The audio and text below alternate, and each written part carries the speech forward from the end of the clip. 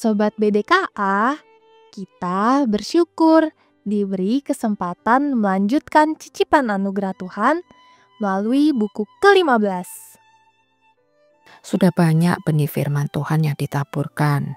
Berdoalah agar sebagian besar benih tumbuh menjadi gandum dan hanya sedikit yang merupakan ilalang.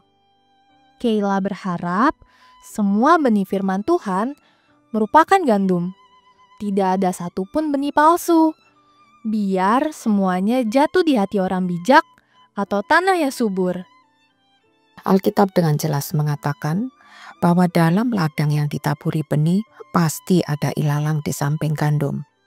Itu merupakan peringatan penting buat kita agar selalu waspada minta anugerahnya agar benih firman Tuhan tidak mati sebelum berbuah.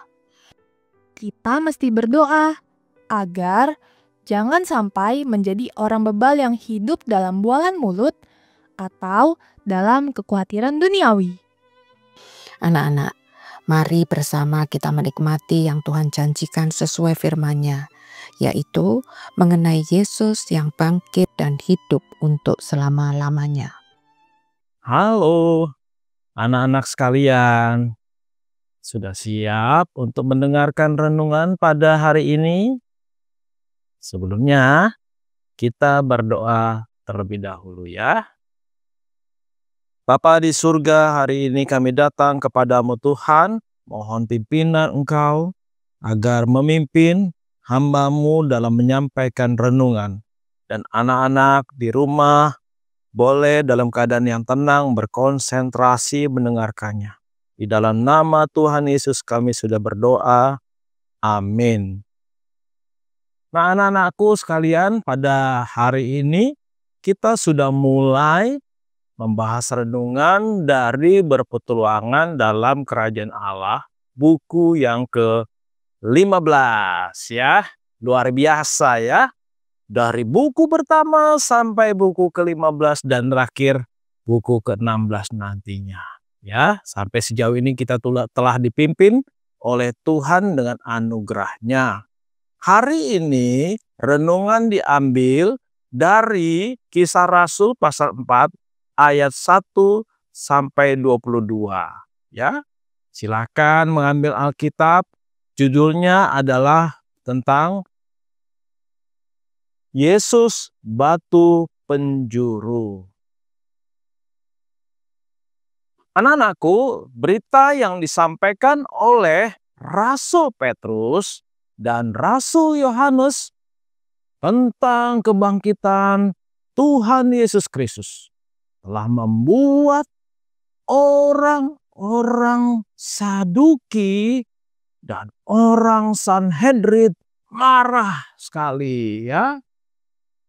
Orang-orang Saduki itu merasa bahwa Petrus dan Yohanes itu sudah begitu kurang ajar ya. Mereka dianggap menista Tuhan karena mereka mengatakan Yesus Tuhan dan Yesus telah bangkit. Orang Saduki, anak-anak, tidak menerima paham bahwa ada kebangkitan orang yang mati. Bagi mereka, kalau orang sudah mati, turun ke tanah, dikuburkan, ya hilang. Tidak ada dalam pikiran mereka bahwa ada konsep kekekalan, ada kehidupan setelah kematian. Jadi bagi mereka orang udah mati ya sudah, hilang, gak ada lagi. Nah, itu adalah pemahaman yang keliru bukan ya anak-anak ya. Kita orang Kristen percaya bahwa ada hidup setelah kematian. Jadi orang mati bukan stop, bukan berhenti, bukan hilang, bukan hancur. Jiwanya ada, naik bersama-sama dengan Bapa di surga. Walaupun tubuhnya ya yang kasar bisa rusak, bisa busuk setelah menjadi mayat. Nah, inilah yang diajarkan oleh Petrus dan Yohanes. Karena itu mereka berusaha untuk mengejar kedua rasul ini dan menangkapnya. Lalu kedua rasul ditangkap, lalu mereka dijebloskan ke dalam penjara. Penjara pada waktu itu sangat kotor ya, sangat gelap. Karena banyak penjara-penjara ada di bawah tanah, anak-anakku ya. Nah, anak-anak, orang-orang Saduki, orang-orang Sanhedrin itu menganggap para rasul-rasul itu telah melakukan penipuan dengan cara mujizat-mujizat yang mereka perbuat itu. Mereka anggap itu adalah sihir, magic, bukan kuasa Tuhan, bukan mujizat. Nah, anak-anak, beda antara sihir dan mujizat ya. Sihir itu adalah pekerjaan iblis, setan ya, untuk menipu orang. Tetapi mujizat itu dilakukan oleh Tuhan dengan kuasa yang bersih, yang putih. Sementara sihir dengan kuasa yang gelap. Jadi otomatis beda sekali, bukan ya? Nah, disitulah kemudian Petrus dengan lantang loh. Dia mulai menyatakan, membela diri, memberitakan tentang Yesus. Petrus mengatakan kepada mereka, "Hai orang-orang Sanhedrin dan juga orang Saduki dan semua yang hadir di sini, ketahuilah yang kami lakukan ini bukanlah dengan kuasa sihir, tetapi kuasa dari Allah. Kami memberitakan tentang Yesus yang adalah batu penjuru yang oleh orang-orang tukang-tukang bangunan itu dianggap sebagai batu buangan, tetapi oleh Allah Yesus itu adalah batu penjuru." Nah, anak-anak, batu penjuru kalian tahu? Ya, batu penjuru adalah batu yang kokoh, batu karang, batu pertama di dalam bangunan ya. Kalau dibangun satu gedung, maka batu pertama biasanya dipilih batu yang besar seperti batu karang. Nah, Yesus adalah batu penjuru yang dibuang, tetapi oleh Allah dinyatakan sebagai juru selamat. Ya, anak-anak. Nah, para anggota Mahkamah Agama menjadi sangat marah sekali dengan apa yang disampaikan oleh kedua rasul tadi. Mereka semakin tidak suka dengan pembelaan diri dari Simon Petrus tersebut. Dan kemudian mereka berusaha makin menganiaya kedua rasul tersebut. Tetapi mereka tidak dapat berbuat apa-apa. Karena ada juga orang yang mendukung kedua rasul-rasul ini dan menjadi percaya. Namun hati mereka tetap tertutup ya. Mereka tidak mau percaya dengan apa yang disampaikan oleh Petrus dan Yohanes. Degil sekali hati mereka ya. Begitu keras, seperti batu yang keras ya. Nah, anak-anakku, dari firman Tuhan yang kita dengar ini, kita bisa belajar apa? Satu hal, bahwa kita perlu memiliki hati yang lembut ya. Tidak boleh kita mempertahankan hati kita yang keras. Apalagi kalau kita keras kepala ya.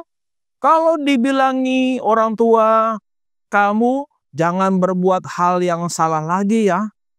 Kamu jangan mecahin piring lagi ya. Kamu jangan sampai lupa lagi membuat tugas-tugas pekerjaan sekolah ya. Tapi kita membandel. Kita keras kepala. Kita menjawab nasihat orang tua dengan omongan yang ketus. Dan kita tidak mau menerima pendapat masukan orang tua kita. Nah, ini adalah salah satu sikap keras kepala. Nah, kalau mendengarkan orang tua kita saja kita sudah keras kepala, bagaimana kita mau mendengarkan firman Tuhan yang disampaikan?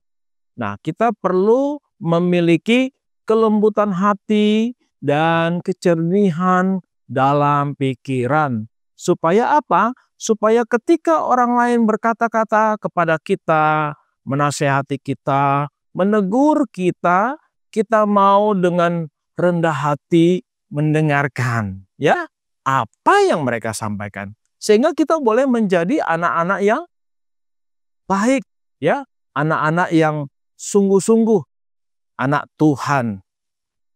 Nah, anak-anakku, inilah firman Tuhan pada hari ini. Kiranya kalian boleh memahami firman Tuhan ini, ya. Dari Rasul Petrus dan Yohanes kita sudah belajar bagaimana ada kebangkitan orang mati, ya. Orang mati naik ke surga. Yesus sang juru selamat. Dia menjadi batu penjuru. Dia menjadi juru selamat kita. Maka mari kita mengikut dia, ya, sebagai juru selamat kita. Dan kita terus menjadi anak-anak yang dibentuk. Mari kita bersatu di dalam doa. Tuhan yang baik, terima kasih karena Engkau mengaruniakan kepada kami juru selamat yang menyelamatkan kami dari dosa-dosa kami. Ya Allah, bentuklah anak-anak kami yang mendengar dimanapun mereka berada, agar mereka memiliki hati yang lemah lembut, bukan keras kepala yang mereka pertahankan, tetapi kelemah lembutan. Inilah doa kami, demi nama Tuhan Yesus kami sudah berdoa. Amin.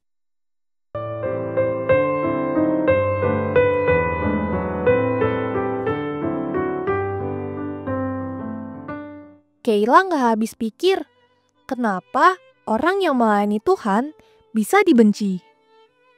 Para pelayan Tuhan adalah orang baik, tidak mencari keuntungan untuk diri sendiri.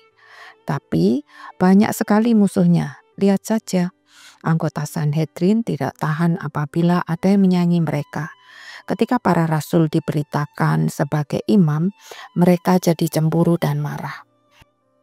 Mungkin karena masyarakat begitu senang mendengar ajaran rasul-rasul. Maka dicarilah cara untuk membunuh kepalanya. Karena menurut anggapan mereka, para rasul akan malu dan takut setelah pemimpinnya dihukum mati. Melalui kesulitan ini, Tuhan menggerakkan jemaat untuk berdoa, agar para rasul diberikan keberanian dan ketetapan hati untuk taat kepada Allah. Betapa malangnya nasib orang yang cemburu pada pembawa berita kemuliaan Kristus. Sebab sesungguhnya tersedia jaminan bagi orang yang setia memberitakan ajaran Kristus yang selalu prihatin melihat jiwa-jiwa yang akan binasa dan sadar bahwa orang-orang itu tidak dapat menghindar dari kebinasaan kekal selain melalui Yesus. Maukah anak-anak menjadi seperti rasul-rasul Yesus yang rajin memberitakan Injil kepada teman dan orang tua kalian? Terus perlengkapi diri dengan firman-Nya sampai pada Kisah 4 ayat 23 sampai 31.